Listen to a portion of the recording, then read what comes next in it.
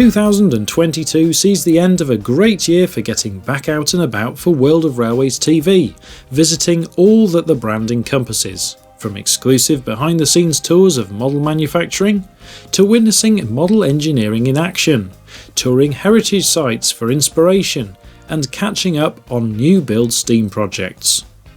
This episode of World of Railways TV provides the perfect opportunity to reflect on our highlights from 2022, plus share some of the footage that was taken but that didn't make it into the final edits because, quite simply, the matter of time was at stake. So, here are my favourite trips from 2022, starting with the Mid-Suffolk Light Railway as visited for our December episode, where I discovered some modelling inspiration. Right, I've hopped on this side of the fence because I've noticed two very interesting bits of rolling stock.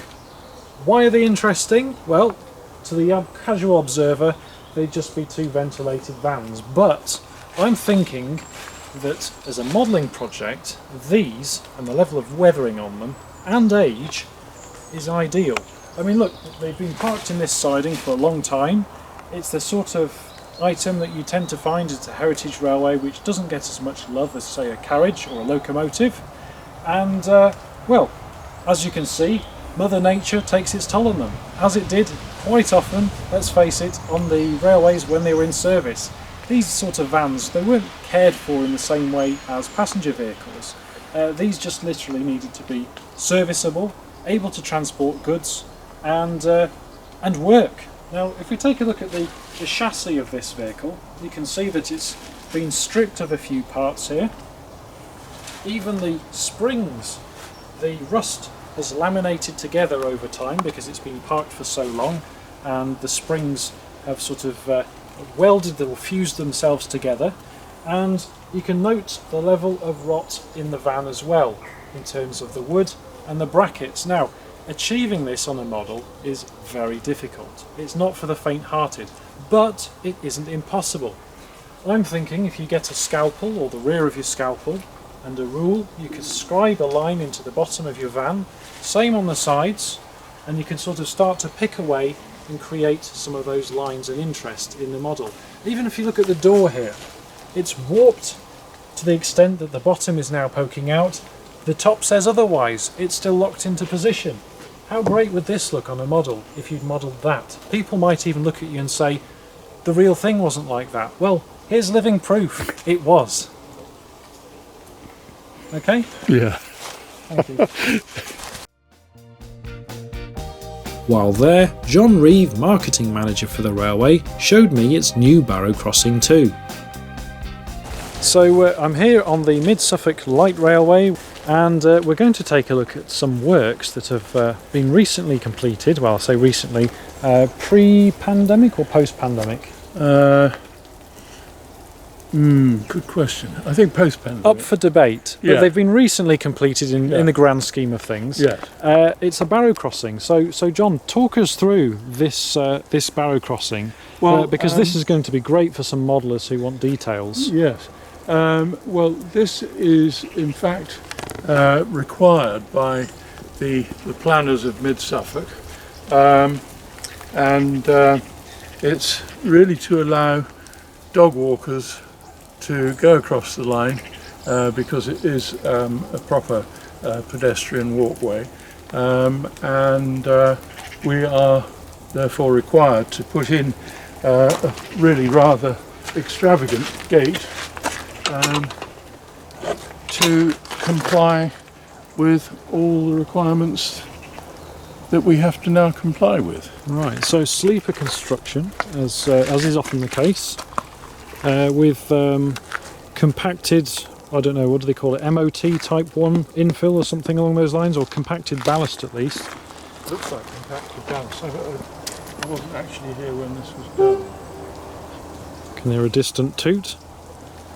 But there you are. If you're looking to add something like this to a model, or if you're just generally interested in Barrow crossings because you haven't really studied them up close before, then you can get a few ideas from this. So you'll note that we've got a bit of a gap either side of the chairs there. I suspect to be able to do maintenance on the track though you would have to remove all of this. It's not like your modern crossing where you just lift a few panels and away you go to your sort of flat bottom rails. This is all bullhead, reclaimed bullhead. You can actually see we've got LNE markings on it. And it's just one of the many developments here going on at the Mid Suffolk Light Railway. So the plan is long term to extend the line to the tree line over there, and the railway is hopeful, aren't you, that this will take place in the coming years? In fact, the extension in terms of actual sleepers and track being laid, the completion date is January, possibly February next year. And we already have in stock all of the sleepers and the rail ready to carry that through. And as you can probably see on the video there, the track bed has been cleared and ballasted for work to start as soon as it likes. In the autumn we were lucky to witness a tour of Dappol's factory, and I invited Phil, aka Tripod Man, along too. At the end of the trip we had a chance to speak with one of Dappol's newest recruits working on the development of its laser cut buildings. So I'm Ben, I help build the laser cut kits. This one for example is Oakwith on the Keighley and Worth Valley line. It's all made out of card apart from a few intricate details like the guttering. You've got plastic bits there and there, and of course the chimneys, just because if you're going to do it out of card it wouldn't really look that good. It's got all interior printing as well, just to add another layer of depth to it.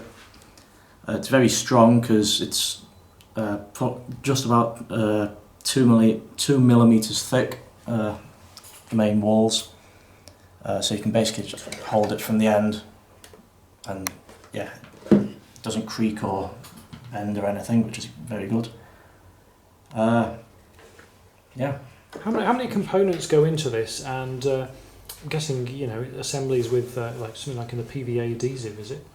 Yeah, there's hundreds of parts, especially once you take into account each individual row of roof tiles is glued on individually, just to help you make sure you get that slant effect.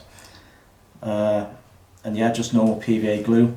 It's probably best if it's watered down a little bit, but yeah, it's quite a kit. And back to some full-size machinery now. One of the things often witnessed while visiting a heritage site are ongoing projects, and I always take an interest in these. It was no different at the A1 Steam Locomotive Trust, as one of its volunteers was meticulously disassembling a German steam generator, into which would be installed new electrical equipment for the new build P2 Prince of Wales project.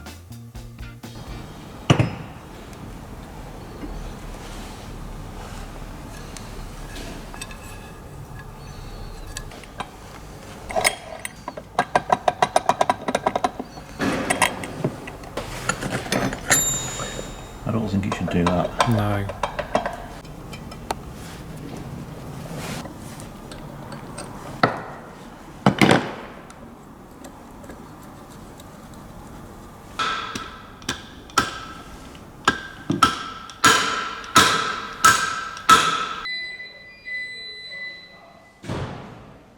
A little job that Ed's involved in here at the moment, as Ed is our nearly completely finished apprentice machinist here, and he's producing some excellent output.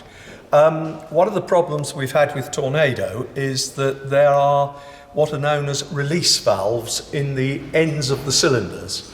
Those in the front of the cylinders screw into the cylinder covers. And the problem we've found in the past is that after they've been in for 3 or 4 years, you often end up breaking the valves, trying to extract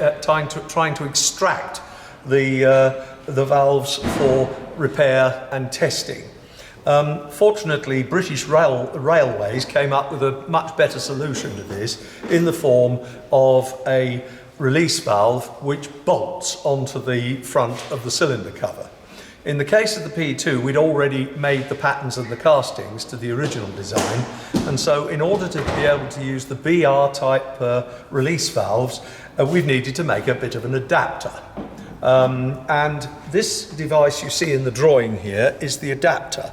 The piece on the end here screws into the end into the cylinder cover, and then there are two holes here that have studs in them which the BR type valve are attached to. Ed is currently making these adapters, starting out with a profile which in essence looks like that, and was made out of a piece of just flame cut from a piece of steel approximately 120 millimeters thick. Crikey. Initially, this gives us the basic shape here of the outside without having to do any fancy machining work on it. The first stage Ed has done is to use the milling machine over here to take off the vast bulk of the metal that we don't want, because it's much quicker with the miller than it is on the lathe. Yeah. And he's now got the first of these installed in the lathe here, and he is starting to apply the screw thread, machine the outside, and as we speak he's boring the hole down the middle to produce the finished thing. As I said, there's 3 of these to do.